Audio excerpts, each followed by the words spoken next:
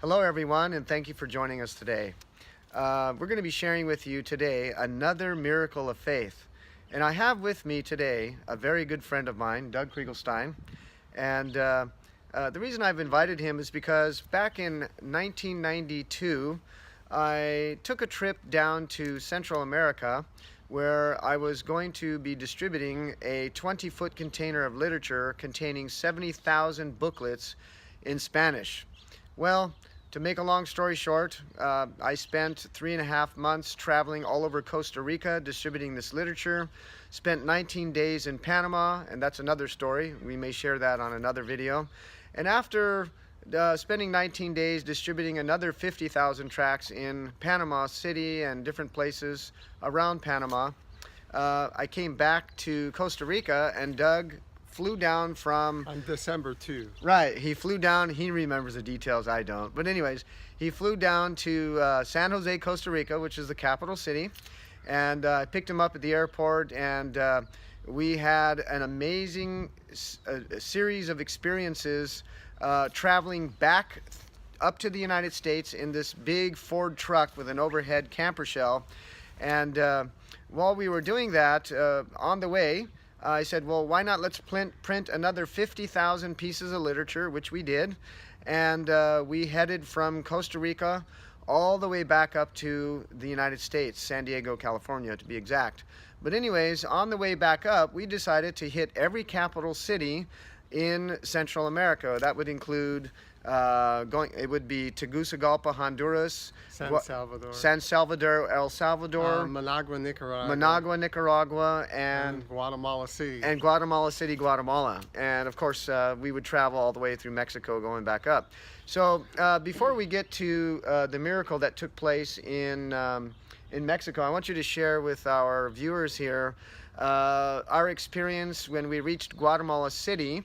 And we were distributing literature there, so I'll let you take it from here, Doug. You can share, because he remembers the details better than I do, even the dates. On a Sunday morning, we were in the Capitol, right downtown, and we noticed that the Catholics were having a processional with the monstrance. Oh, and right. The people had made on the roadway. They had decorated the roadway in a geometric design with flower petals. And then those carrying the monstrance would walk right across it, and all the people were lining the streets. And we started handing out this literature, Protestant literature. Yeah, and the people broke ranks. They came out of the processional to grab this literature. We were actually so excited to get it. Yeah, and we were in the middle of this procession. We were actually right on the sidelines as the procession is going, distributing literature on the mark of the beast and the Sabbath and the seal of God and the three angels' messages. And they were, like he said, they were coming out of the actual processional.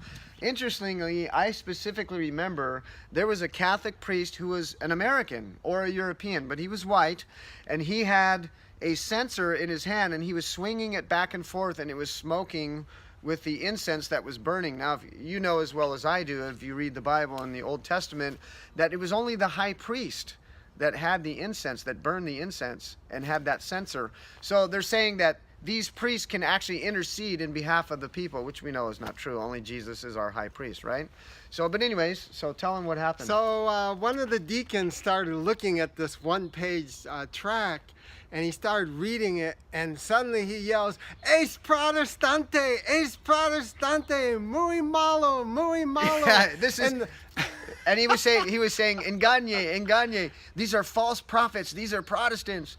And then, and then some of the deacons came up to us, and they ripped the stuff in pieces and came right up to our faces and threw it right into our face. Exactly. And they were really upset. They were angry, and I said, we better get out of here. So we took off running. We were running.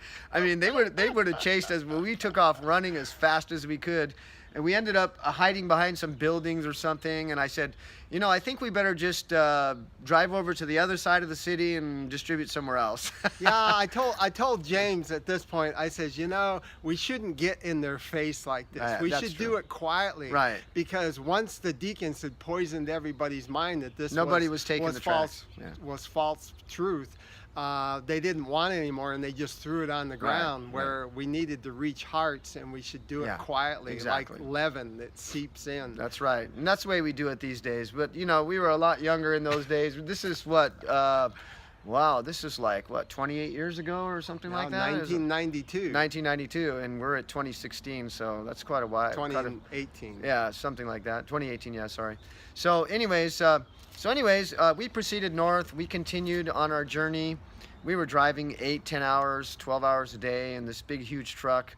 So anyways, we arrived in Mexico. I don't remember what part of Mexico we were in. Well, we went on Friday, the 18th of December, we went to Oaxaca, to the capital of one of the states in southern Mexico. Yeah. And we went through the museum there, which had a bunch of stuff from the Aztec ruins. Oh, I remember that. Yeah, I remember. And then I said, James, let's not spend Sabbath in the city. Let's take this road, lonely road that goes up over the Cordillera, which is the ridge backbone along the Pacific coast, kind of like the Rocky Mountains, but this is on the coastal mountain range. And we drove about 150 miles that Friday afternoon, and we got up of 8,000 feet, and it was all indigenous people, the Indian country. Right. And we found a bend in the road. It was just a little country road. I mean, it didn't have any marks in it or in the anything. middle of nowhere. We were really out there in the desert in the middle of nowhere. We wound our way up these ridges and got way up at 8,000 feet, and we found a bend of the road, and we said, well, it's almost Sabbath. Let's just spend the night here. Right. So we just camped out. James went to sleep. I went to sleep. I was sound asleep. I was tired because I had driven. The next morning, we got up, ate breakfast, and we said, let's go take a walk after eating. So we started walking down the road toward the village, and we were taking a footpath along the side of the ridge. I mean, these ridges are really steep, and you could look down. I mean, really steep. It was like 45-degree angle. Thousands of feet down. Thousands of feet down, and you could see people working in their maize fields or corn, where they grow pumpkins or squash, and they grow beans, and they grow corn, just like the Indians did in the eastern United States when the Pilgrims came. And we could see them working down there. And as we walked along this trail, we came to a little village. And I noticed when we came in, there wasn't anybody there. Normally, the indigenous people are quite friendly. If you're friendly to them, they respond that way. Right. We saw the fires cooking, nobody around. I looked into the doors. I didn't go in, but I looked in the doors of the houses, they're thatched houses, and there was nobody. And I said, this is really strange. Something is going on. And so we just walked on through. There was probably 20 houses there, 30 houses. And we went back to the camper, and then after a while we ate lunch. And then later we moved. James says, well, let's find another spot, and we'll spend Saturday night, Sabbath night, at another place. So we moved about a mile, and we found a place down in the trees. It was down off the road, and we camped down there, and that was about 3 o'clock in the afternoons. And James says, Doug, I'm going to go up and take a nap. Yeah, I was sitting at the table down on the lower level of the camper, and studying my Bible, and I heard a vehicle go by, and then it stopped, and I heard some doors open, and I heard them shut, and then after about a minute I heard footprints, and then a knocking on the door. Banging on the door. James I was sound asleep. I was really asleep. out. I was so tired. And I thought, I wonder what's going on. And I opened the door and discovered I had 2 Uzi machine guns less than 3 feet away, aimed right here at me. And I imagine I looked kind of startled. And the police said, and I don't speak Spanish. I know very little Spanish, but I understood them that time. Yeah. God gave me the gift of understanding. Right. And they said, we are the police. We have come to warn you that it's not safe to stay here. You must get in your camper, you must get in your pickup and drive out of here immediately. We cannot stress this strong enough. Yeah. You must leave immediately. You are in great danger. Yes. And now not only did we have 2 Uzi machine guns pointed at me, but there was a guy standing here with a rifle and another guy standing there with a rifle. There's 4 of them. And then 2 of them aimed at me with their machine guns. Yeah. And they were impeccably dressed. They had shiny dress shoes. They had dress pants, a nice dress shirt. They were very clean. They didn't look like police. Here, stand back a little bit. Okay, And go ahead. they Okay. they were driving a 4-door cream-colored pickup, and Tell them about when you woke me up. I said, James, you better get up. All I was dreaming or something, and all I hear is the shouting. I say, and I James, huh? you better get up. And I woke You up need and to I come look, and there's translate. these guys pointing guns at Doug, and I'm like, I put my hands up like, ¿Qué pasó, amigo? I said, what is it? Is there something wrong? And then they explained to me in Spanish, this is dangerous. It's not safe for you to be here. There might be guerrillas passing through here, or bandits, bandito, you know? And they were explaining, and I was like, oh, they said, you have to get in your car and leave now. They said, you have to leave right now. And they were very urgent. I said, okay, boy, I was just trying to wake up, and I was like, wow, you know. And they said, oh, we're the police, and just what he was saying, you know, they explained that they're the police, and I was like, it was pretty shocking experience, definitely. And so we did. We got in our vehicle. We got in the front, and we took off, and we drove and drove and drove. I mean, we drove quite late till late at night. We drove. I said, James, we might as well go down to the coast, and it's a really narrow, windy road, and we were running out of gas, and we went by a gas station that was closed, and I said, James, I think we need to knock on some doors and see if we can get some gas. And they actually opened up the gas station and helped us get enough gas so we could get down to the main coastal road. Right. But it took us 3 hours to get down there. It was another 150 miles. Yeah, quite a ways. You know, as we share this experience, you know, the Bible tells us in Psalms 34, and I'm just going to share this passage with you, and this promise is for everybody. It's for all of us. And, you know, in Psalms 34, it says in verse 7, the angel of the Lord encampeth round about them that fear him and delivereth them. So God has promised to, in fact, everybody is born with a guardian angel. Okay, and there are other angels that God sends to intervene when we're in danger.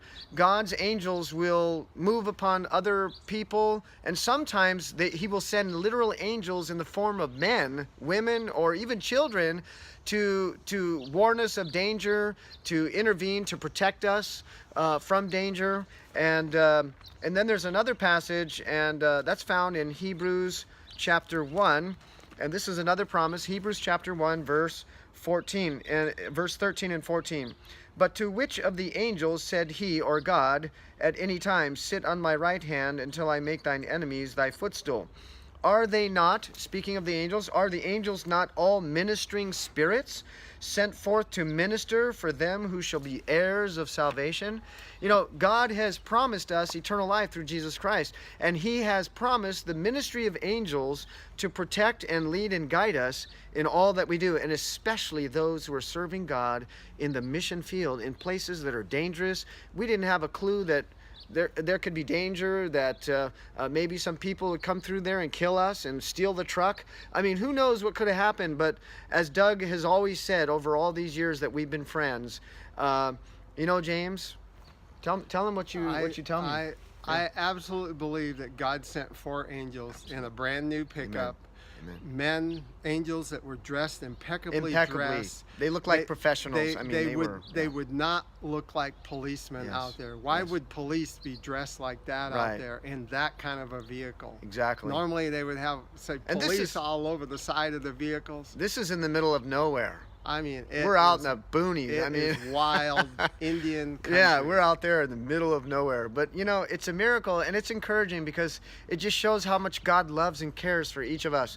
So remember, when trials come your way, trust in God. When you are in danger, pray to the Lord, and God will send angels to intervene, and they will protect us and they will guide us.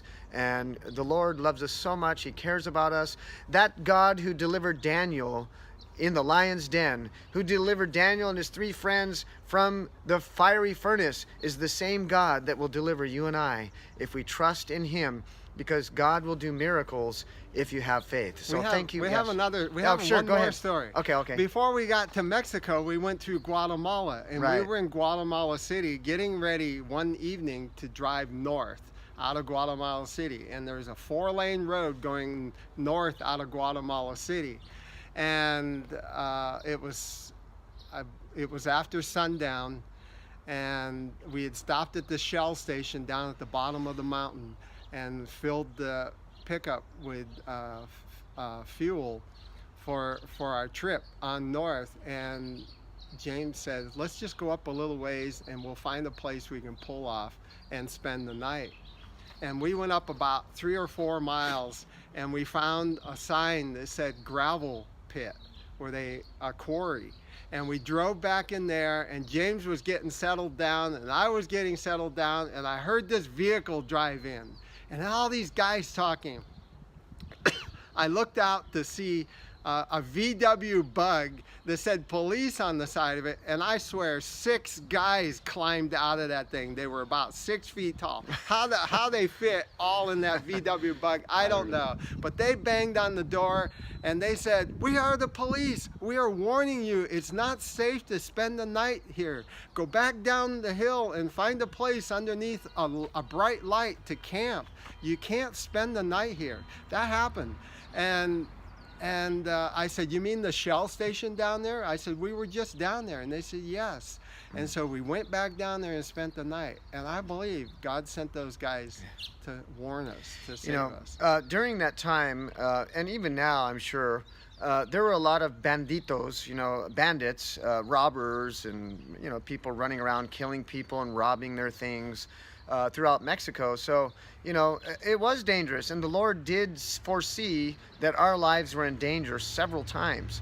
And there are many other stories that in succeeding videos we can share at another time, and I'm hoping we can get together with Brother Doug, because we have a lot more stories. But it was a really amazing experience. It actually took us a whole month to travel through all the capital cities of Central America and Mexico, all the way back to the United States. And it was an experience we'll never forget. And it just shows how much God loves and cares for each and every one of us. So have faith, and thank you so much for listening to our video today on Miracles of Faith. If this video has been a blessing and an encouragement to you, please share it with others. And we thank you so much, and God bless each and every one of you. And thanks for joining me, Brother Doug. You're welcome. Appreciate it. Okay.